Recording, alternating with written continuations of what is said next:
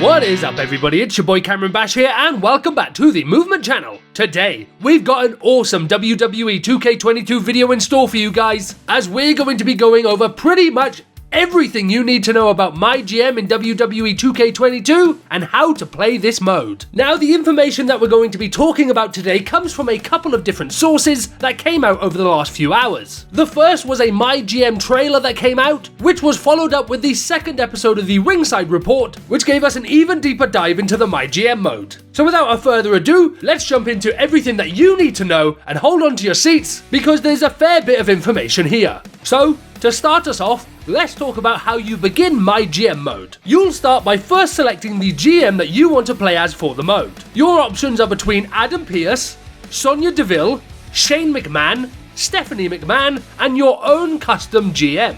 Each GM comes with a unique and powerful power card that can be played throughout the mode. Adam Pearce comes with the power card called Instigator, which allows you to increase the levels of all active rivalries by 1. Sonya Deville comes with the power card A Superstars GM, which will raise the entire roster's morale by 15. Now, while it wasn't specifically mentioned what the McMahon's power cards would be, if we look back at the MyGM trailer, we can see that they are listed underneath them in this screenshot. Shane McMahon's power card is called Coast to Coast, which I would assume helps with finding people to bring onto your roster, and Stephanie McMahon's power card is called the McMahon Presence. And based on the image that comes with it being a picture of dollar bills with a ×2 on top of it, I think we can safely assume that this power card will either double your money or the money that you earn for a set period of time. It was also mentioned deep into the Ringside Report that custom GMs would have a unique power card called Beginner's Luck, which raises the popularity of your lowest superstar by 20 points. After you've selected your GM, you'll then select the brand you want to manage. You can choose between Raw,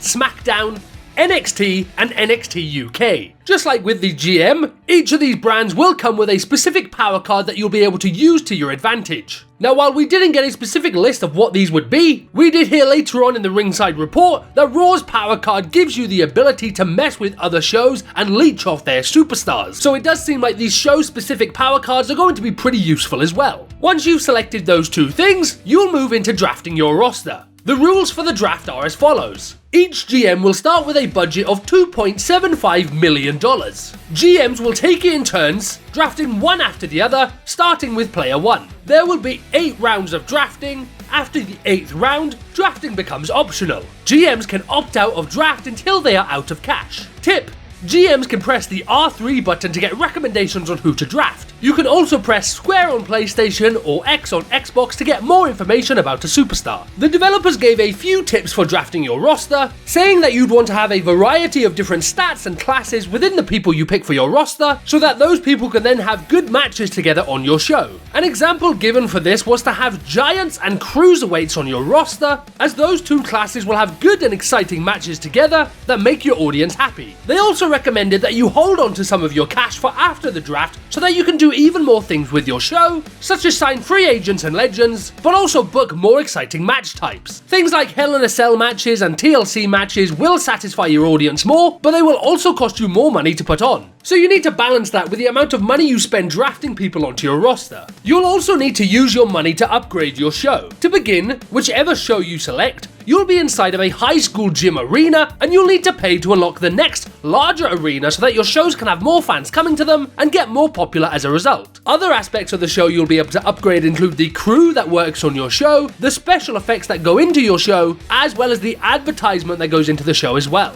Money can also be spent on more power cards, those things that you get with your GM and show at the beginning of the mode. There is a tab in the MyGM mode dedicated to different power cards, such as Fix Match, which will guarantee the chosen superstar will win their match this week, Injury Rehab 3, that reduces injury time for one superstar by 3 weeks, and Health Spa 1, which will allow you to send a chosen superstar to a top spa to recover 6 more stamina this week, but it will also make them busy this week and be unable to be booked for this week's show. They gave a specific example for this card, saying it'd be best used after putting your superstar through a lot of special match types, such as 5 Hell in a Cells in a row. The mode also has something called WWE Net, where people will communicate with you, such as Triple H, the commissioner and the person in charge of you, and your superstars, to let you know that they're either happy or not happy with your decisions. Triple H will often feed you tips and tricks for the mode through this, so it'd be good to see what he has to say for the first few times you play the mode. On top of that, Triple H will also present you with commissioner goals, things that he'll ask you to do, and if you do them, you'll be rewarded. An example of this was he may ask you not to use a specific superstar on your show this week,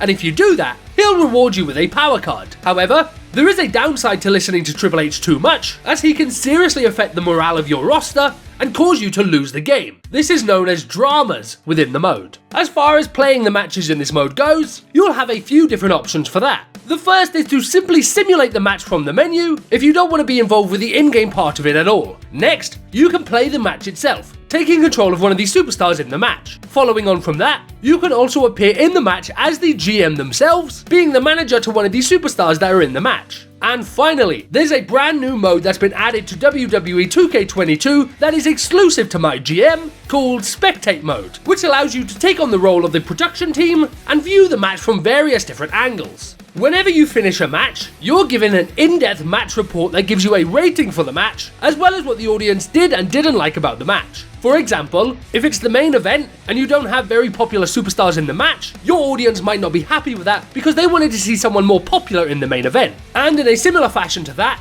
at the end of each show, you'll be given another breakdown screen, this one giving you a full report back on the overall show and how it impacted your revenue and viewership. There is also a social media tab on this page, which will give you hints and tips as to what your audience might want to see on your next show. The overall goal of the mode is to win. You do that by running a better show than the thing you are facing one-on-one in the mode, whether that be an AI or another person. Wherever you start in the mode, whether it be 15, 25 or 50 weeks, you'll always finish with WrestleMania as your end goal. Whoever has the most popular show with the most revenue at the end is the winner. At this moment in the ringside report, Alan Flaws, who was giving a lot of great and in-depth breakdowns about MyGM, said that you would either be able to play against someone locally, or they've even found ways for a little bit of online with things like Steam Remote Play, is how he put it. Now, this seems to contradict information that we were previously made aware of, where we were told that MyGM would be an online mode, where you would be able to invite friends into a session and play together online. It will be quite disappointing if this isn't an online mode, especially after they said it would be in a previous interview, so we're going to have to wait for 2K to clarify on these two statements, and we'll hopefully have that official answer soon. And with that guys, that is everything that you need to know about MyGM Mode in WWE 2K22. We really hope you all enjoyed this video. We wanted to put this video together in a really clear and understanding way, so that you can use this video as a guide to know exactly what to do when you pick up MyGM Mode for the very first time.